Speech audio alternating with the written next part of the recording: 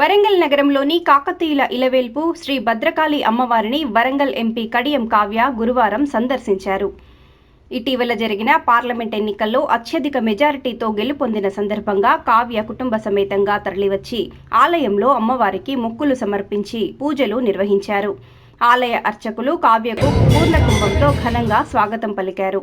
ఈ సందర్భంగా కావ్య మాట్లాడుతూ తనను నమ్మి ఓటు వేసిన వరంగల్ ప్రజలకు భద్రకాళి అమ్మవారి ఆశీస్సులతో అభివృద్ధి చేస్తానని తెలిపారు.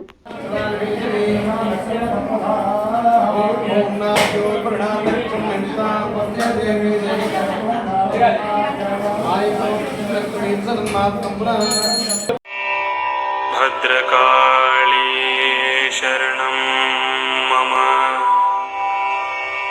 భద్రకాళీ శరణం మమ భద్రకాళీ శరణం.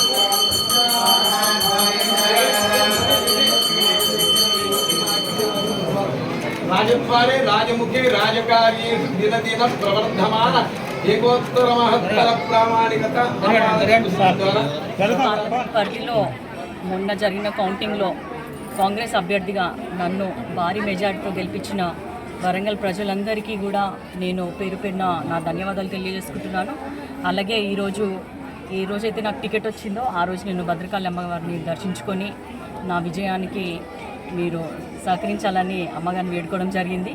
ఈరోజు అది నిజమైనందుకు మరోసారి అమ్మవారిని దర్శించుకొని నేను పూజ చేయడం జరిగింది. ప్రతి ఒక్కరు కూడా వాళ్ళ ఇంట్లో అమ్మాయి గెలిచినంత విధంగా నన్ను దగ్గర తీసుకున్నారు, నన్ను ఆశీర్వదించారు. అందరికీ కూడా కృతజ్ఞతలు.